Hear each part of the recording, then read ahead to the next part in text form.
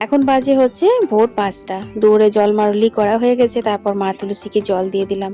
আকাশটা বেশ ভালোই লাগছে, সূর্যদেব এখনো ওঠেননি। হঠাৎ করে দর্শন পেলাম বজরংবলীর। একা এসেছে তাই শান্ত হয়ে বসে আছে, দলবল নিয়ে এলে যা হানা দেয় কি বলবো।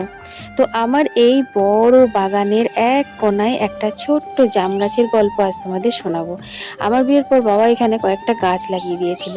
একটা জাম গাছ, একটা আম গাছ, সজনে গাছ আর একটা পাতি লেবুর গাছ। তো তার মধ্যে এই জাম গাছটা আমার বরের, আমার শাশুড়ি মায়ের কারোরই পছন্দ ছিল না। সে কারণের জন্য এই জাম গাছটার উপর অনেক অত্যাচার হয়েছে, মানে এর মাথাটা সবসময় ভেঙে ফেলে দেওয়া হতো।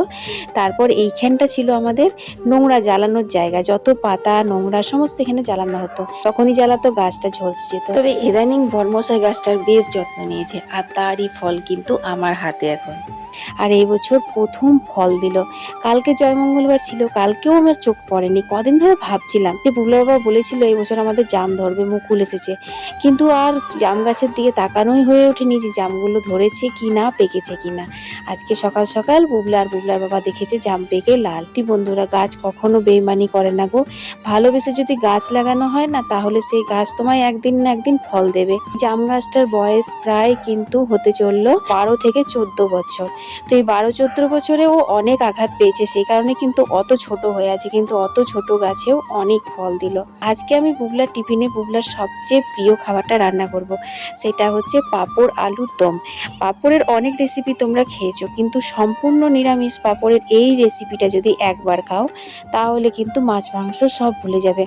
আমার মা নিরামিষ দিনে কিন্তু বেশিরভাগ এই পাঁপড় আলুর দমটা করতো। চট জলদি একদম ঘরোয়া একটা রান্না, আর তেমনি সুস্বাদু হয়। সাদা তেলে পাঁপড়গুলো ভাজলাম, তারপর রাঁধুনি ফোড়ন দিয়ে আদা বাটা, টমেটোর পেস্ট দিলাম।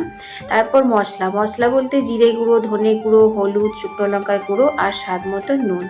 আলুগুলো তেলে ভেজে নেওয়া যেত, কিন্তু তোমরা তো জানো আমি যতটা সম্ভব তেল কমে রান্না করি, তাই আলুগুলো কিন্তু আমি মশলা কষানোর পর দিলাম। তারপর আলু দিয়ে একটু সুন্দর করে কষিয়ে নিলাম, যাতে আলুর মধ্যে মশলার স্বাদ, নুন সমস্ত কিছু ঢুকে যায়। তারপর পরিমাণ মতন জল দিয়ে কিন্তু পাঁপড়গুলো দিয়ে দিতে হবে। না না, ভয় পেও না, পাঁপড় কিন্তু কিছুতেই গলবে না যতক্ষণই তুমি ফোটাও।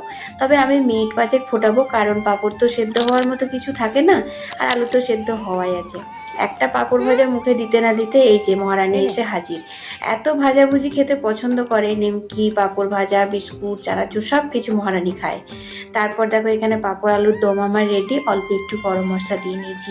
এটা কিন্তু শুকনো রুটি, ভাত সবের সাথে খেতে বেশি ভালো লাগে। আমরা বেশিরভাগ এটা রুটির সাথেই করি। তো চলো এখন রুটি করে নিই। ভেবেছিলাম একটু ভাত করে দেবো, তো বলছে না আমি ভাত নিয়ে যাব না, তুমি আমাকে রুটিই করে দাও, কারণ পাঁপড় আলুর দমটা আমার রুটির সাথে খেতে বেশি ভালো লাগে। যাই হোক, গোল গোল করে ফুলা ফুলা রুটি গরম গরম আর এই পাঁপড় আলুর দম কিন্তু জাস্ট ওয়াও লাগে। এদিকে কিন্তু আমার বুবলা রেডি হচ্ছে, মানে স্নান টান করে পুজো টুজো করে রেডি হবে। এতটা পথ একা যাওয়া আসা করে, সকালে গিয়ে সে রাত্রে ফেরে। অনেক কিছু ভুলভ্রান্তি হচ্ছে, তবে হ্যাঁ, জীবনে ঠকতে ঠকতেই কিন্তু একদিন ঠিক শিখে যাবে আমার ছেলেটা সবকিছু। তোমরা আশীর্বাদ করো ও যেন ওর নিজের লক্ষ্যে পৌঁছাতে পারে, আর ভগবানের কাছে আমি এটাই প্রার্থনা করি। তো আজকে বাগান থেকে টাটকা আম জাম পাড়া হলো এক্ষুনি, সেগুলো টিফিনে দিলাম, আর শুকনো রুটি আর তরকারি। কিন্তু আম জাম সব ফিরিয়ে নিয়ে এসেছিল, শুধু খেয়েছিল এই রুটিটা আর তরকারিটা। তোমাদের সাথে গল্প এখনো অনেক বাকি হচ্ছে। সবাই ভালো থেকো, সুস্থ থেকো।